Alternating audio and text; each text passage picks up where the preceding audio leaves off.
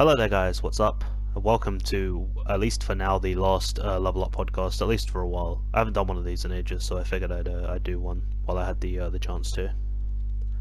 Hopefully I'm going to timestamp this, so if you want to skip to certain parts of the video or the cast, then you're welcome to do so. So the first thing I wanted to address, I suppose, is if you've seen my social media, if any of you have, then you probably know that I'm announced that I'll be taking a break from YouTube for a while. I wanted to clear something up. I'm not leaving altogether. I'm not walking away from this forever. This is not goodbye forever, as I said. This is just see you later. I didn't want this to be a case of some people where they walk away from it and say I'm done, I'm completely done, and then they come back to it like 2 weeks later like, hey guys, you know, I didn't want to be that, so, and I don't want to do that. So to lay it out clearly, unequivocally, to make it unequivocally clear, crystallized in audio-based form, I'm working on a few new videos, a couple of reviews, and a review parody, and then I'm taking a break for a while. Because I feel it's kind of got to a point where I've kind of hit like I suppose, a creator's block, I guess you could say. I feel that I need to go away for a while, at least on this kind of stuff, and maybe in order to get better, I feel, or in order to kind of regain my focus, I need to kind of work on other things or do other things in my life that, you know, I need to attend to. But I just wanted to make that clear that I'm not done with this completely. I'm still going to be making stuff on and off, but it's not going to be as consistent, I suppose, is how I wanted to say this. I didn't want to give you guys false hope. I didn't want you to think, oh, he's walking away from this forever, but at the same time I don't want you thinking, oh, he's going to be as consistent as he was, because there was a time when I first started that I was consistently uploading maybe 4 or 5 times a week, and I realized at the time that's probably not the best way to do that, because you're just putting out stuff for the sake of it instead of working towards something that actually people will enjoy. And on a more lighter note, or on a lighter note I should say, several of my videos have recently broke the 1,000 view threshold, especially the 5 things that Knack 2 must have. That's on its way to 3,000, which is astonishing to me. And several of my other videos, I think, are the 8-bit retro games console miniature review that I did, has broken 1,000, and the Rayman dance video, because I've seen the comments, and yeah, it's a pretty weird video that I made, and you have to understand, I made that video on a whim. I just thought, this is too funny to me. It looked more like a fever dream or an acid trip, like a PCP LSD binge. It had that kind of whoa kind of feel to it. Rayman always has. It has that kind of, I don't want to say that narcotics vibe to it, but it's always had that kind of feeling. I've enjoyed it, don't get me wrong. I want that to be crystal clear. I've enjoyed all the highs and all the lows, from the dislikes and the annoying comments, you know, to you guys saying this is awesome, nice review, and that always cheered me up, and I always appreciated that. So I want it to be crystal clear, unequivocally clear, that I'm grateful. But moving on to hopefully a segue from Pokemon, and this involves, I guess, games that I've been playing recently. I kind of just want to I suppose, break it up into talking about that. I've recently went back to Pokemon Sun. If you guys have seen my previous posts, or even a video that I think I accidentally deleted and I don't have the original file anymore, so I did a video on Pokemon Sun and Moon, which were my thoughts and opinions on the game and what I actually thought of it.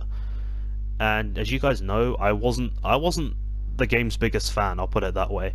But recently I have decided to go back to it because it was sitting on my shelf and I'm just looking at it thinking, I will defeat you one day. I will come back to you. And there's another game that I'll get onto later that also I've recently gone back to. And I have to say, it's actually a pretty solid game when you get past the first maybe 16 or so hours into the game. Getting used to the fact that there were no longer gym leaders in this game, not gym battles, and you had to kind of take on trials which involved utilizing add-on features to the game, gimmicks, motion controls and stuff, and fetch quests. I felt that it completely was out of its element, and if this was a standalone Pokemon game, as if this is just a one and done type of deal where this was almost an experiment into trying something different with the franchise, then at least I can respect that to an extent. But yeah, I've recently went back and I finished it, and I have to say I actually kind of enjoyed it by the end. I actually found myself going back to it. I've clocked in around 25 hours at this point. I would say I enjoyed it to an extent. I would definitely, as I said originally, and I will say this again, probably until something else comes along, if it can rival it. I still think X and Y are much better Pokemon games. If you want to get new Pokemon fans or new gamers into the Pokemon series on the 3DS, I recommend X and Y over Sun and Moon. I think they're just vastly different games. You know, I have enjoyed the Alolan Raichu, which was really cool. I have enjoyed that. Being a electric and psychic type, it has actually juiced up the team. I still find Executor being a dragon type now hilarious to me. Like, it has a really long neck. I enjoyed it to an extent. I enjoyed it for what it was. It's one of those games where I think you have to leave your preconceptions at the door in order to enjoy this game fully. Tapu Koko, I have to say, is probably my new favorite legendary Pokemon, so I will thank Sun and Moon for that. Like, if you don't know, it's a fairy and electric type. It's kind of like a guardian Pokemon. It's like almost like a tribal shield. It's really cool. Third thing I want to talk about is Uncharted 4: A Thief's End, that I was probably going to get to eventually, so this is coming just after the Pokemon Sun part of this video.